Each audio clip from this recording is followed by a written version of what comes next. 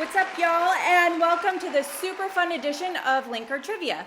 I am so excited to be here today, and we're going to have a blast. I have some great trivia that is sure to test your knowledge, but before we get started, I would like to thank today's sponsor, which is Linker, for giving us one Traegerr bundle. So we have some Traegerr butcher paper, which is a $50 prize, as well as some beef rub. So, before we get started, I'd like to have you guys all answer 5 questions correctly, and you'll be the new owner of some sweet Traegerr grill. So remember, don't sweat it if you miss something. You can always get back in with the second chance button. And today's topic is all about cooking. Do we have any Gordon Ramsays out there? So let's get started. When COVID first hit, many Americans took to the kitchen to quell their boredom. One big trend from last year was people making bread from scratch. So for question 1, which ingredient is added to bread to make it rise? Is it yeast, flour, or milk? I bet this question didn't go where you thought it was going. All right, so this should be relatively easy, as even if you haven't even ever made bread, you've likely learned of this fact along the way somehow. This ingredient is a fungus that can convert sugar into alcohol and carbon dioxide, and the answer is yeast. All right, we got 10 correct and 2 incorrect. I honestly thought that question was going to be about sourdough bread. Bread without yeast comes out super dense. Some people actually prefer it that way. I sure don't. I like it fluffy. So let's move on to a little more advanced stuff. If you're ever a chef, or if you ever read a recipe in your life, you should know this next one. But I'm going to have a special guest read this question for you guys. So you ready? Here's my son, Cole. So for question 2. What does it mean to dice an ingredient?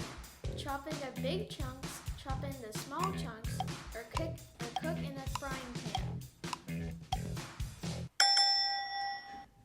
Thank you, Cole. He's so cute. Well, if you want to be a chef in a Michelin-star restaurant, there's a whole glossary of terms that you have to be familiar with. With this one, I don't even think Applebee's would hire you if you didn't know it. And dicing is to chop into small chunks. We got 9 correct, 0 incorrect. That was an easy one, guys. There are a few terms for chopping something into small pieces.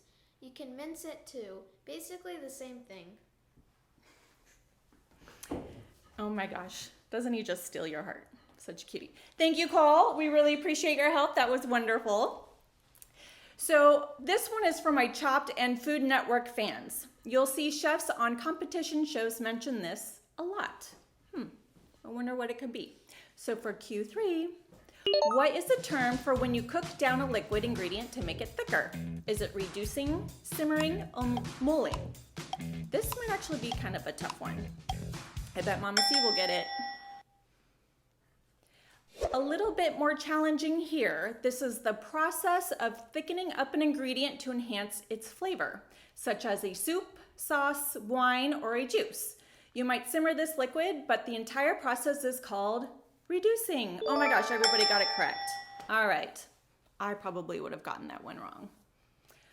So everything on Chopped is usually a reduction. If you were ever confused by that, now you know. And knowing is actually half the battle. The subject of this next question is a dish from northern Italy. It's a creamy rice dish typically made with butter, onion, white wine, and Parmesan cheese. So for question 4, what kind of rice do you need to make risotto? Is it basmati, arborio, or jasmine rice? Kind of got a little tongue twister on that rice names, huh?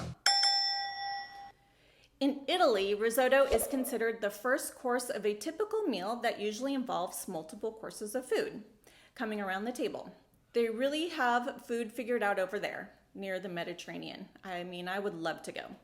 So for risotto, you'll need arborio rice. Oh, we got 4 correct and 6 incorrect. Guys, hit that linker button. Come on, second chance. You can do it. So there are a few other rices you can use in risotto, but typically basmati or jasmine is never used. Interesting, good to know. Olive oil is the linchpin of cooking. Unlike its cousin, vegetable oil, olive oil actually boasts a ton of health benefits, which is why it's so popular in so many kitchens. So for your last question, which country produces more than half of the world's olive oil? Is it Italy, Portugal, or Spain? This, I actually believe, is a tough one. I got it wrong the first time. So olive oil contains large amounts of antioxidants and healthy fats, which can help protect you from inflammation and cholesterol, leading to its heart-healthy status. While Italy loves its olive oil, it's not the chief exporter. That crown belongs to Spain. Oh my gosh, we had no correct answers. We had 4 incorrect. Oh my goodness. I told you that was a tough one. Well, it looks like there is no one left in the game. I must have made these questions a little too tough. So better luck next time.